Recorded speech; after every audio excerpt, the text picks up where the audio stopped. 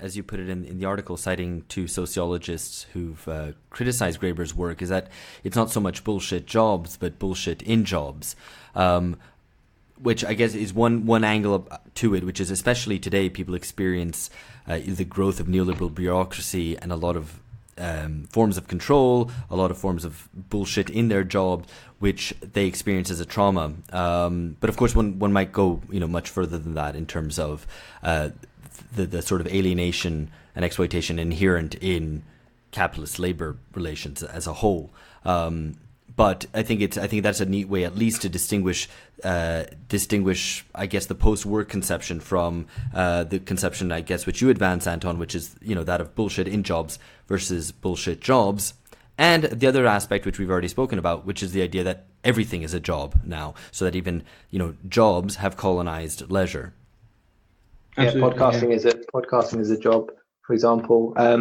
But just to kind of ask, I guess, a follow-on question from that. So I guess the appeal of the argument to me, or at least the kind of the appeal of the title of the book, is that in an office environment there is a phenomenon that people experience often quite viscerally, that you have to not be busy but appear to be busy. You have to create your own bullshit, and you have to this is one of the rules of the game that you accept in playing this. And I think in your review you say that the weakest part of the argument is sort of why bullshit jobs emerge. What are the structural conditions which generate them? But what's the strongest part of the argument? What is because I think we've been probably quite negative overall so far. But what are the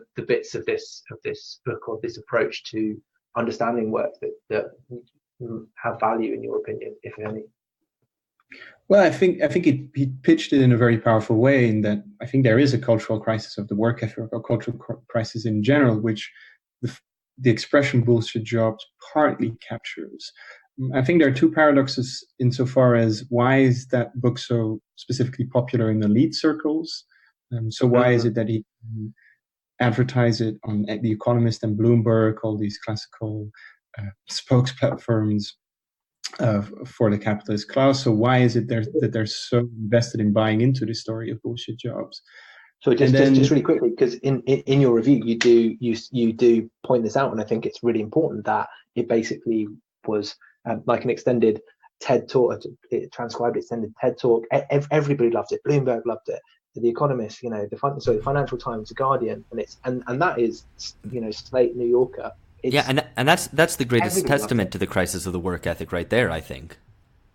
But sorry to interrupt, but I kind of punctured your flow there. But that's another reason why listeners should go and read the review. But it's just striking that everybody agrees jobs are bullshit. We all know this now, or whatever. That seems to be an important starting point. Yeah, and I think the way you analyze this elite enthusiasm for the book is also through the bullshit in jobs argument, to say, like, of course they'd be invested in seeing jobs as bullshit jobs because it allows for a complete elimination of the potential of power even within a bullshit job. So once you reframe the problem as bullshit in jobs, this politicizes jobs insofar as it says, okay, but we need to have public control over how these jobs are organized. We need to make sure there are labor regulations.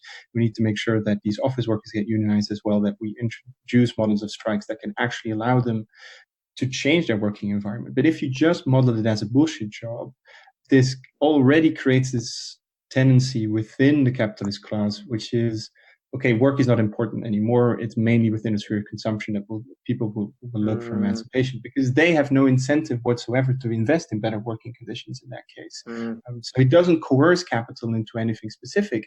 It just reaffirms their position as power holders within society and saying, like, it's true, we have so much power over you that we can make you do these senseless tasks, but really they are senseless and there's no way you can ever change that kind of environment. What you want to do is look for these other spheres of flourishing which we're already ready to monetize. So the way Tinder and all these new apps are functioning is that they're basically monetizing the last outskirts of human sociability and making sure that even there you can mine loads of money out of basic human interaction.